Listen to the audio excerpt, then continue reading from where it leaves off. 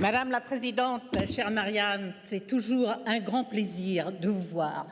Et j'admire, et je crois que nous sommes tous ici en train d'admirer votre force, votre énergie, votre détermination et en même temps votre calme. Oui, vous êtes au service de votre cause, des principes que vous défendez avec difficulté, parfois, je le sais, mais aussi avec une totale détermination. Et ces principes, nous les partageons parce que la liberté, parce que la tolérance, parce que la laïcité, parce que le respect de la religion dans le domaine privé, c'est aussi votre cause, c'est ce que vous avez inscrit dans votre programme et c'est ce que nous souhaitons pour les Iraniens. Merci à vous de ce que vous faites. Je dois dire que je suis très émue. Quel contraste! Quel contraste entre les images dramatiques, poignantes, que nous avons vues il y a un instant et qui nous ont mis au contact avec ces hommes et ces femmes qui ont donné leur vie pour ce qu'étaient leurs principes et leur idéal, et d'autre part, cet ensemble superbe, né de rien ou presque, en si peu de temps, et qui incarne autant ce que vous êtes capable de faire, et je le sais, ce que vous souhaitez donner aussi aux Iraniens. C'est vrai que c'est remarquable et je ne connais aucun pays qu'il ait une administration pointilleuse comme celle de la France ou qu'il soit dynamique, qui ait été capable de faire autant en si peu de temps. Et en même temps, eh bien, ce contraste représente tout votre combat. S'appuyer sur ce qui est le plus dur, sur des morts, sur des gens qui ont été torturés, pour créer quelque chose qui incarne un espoir, qui incarne un avenir proposé à chacun.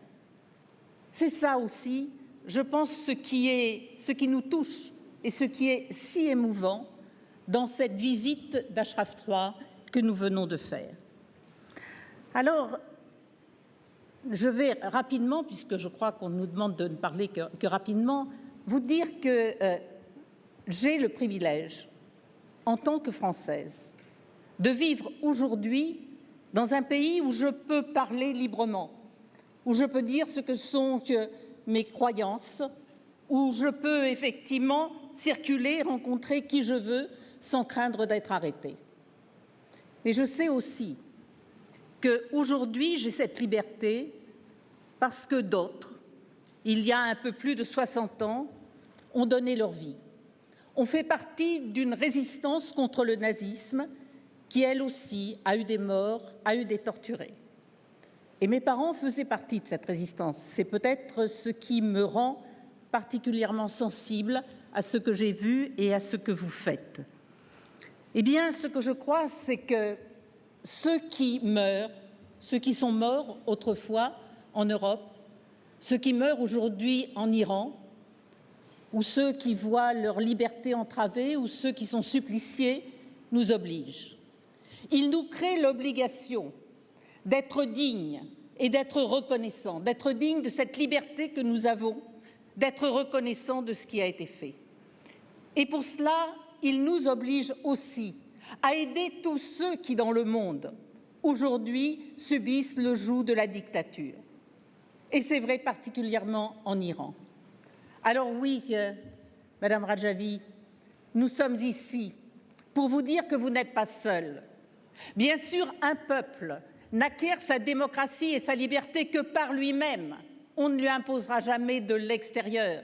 Mais il nous revient à nous, de l'extérieur, de savoir donner les encouragements et éventuellement les aides nécessaires pour permettre qu'enfin, un jour, les Iraniens, effectivement, retrouvent la démocratie, retrouvent leur liberté, retrouvent le droit de croire en leur avenir.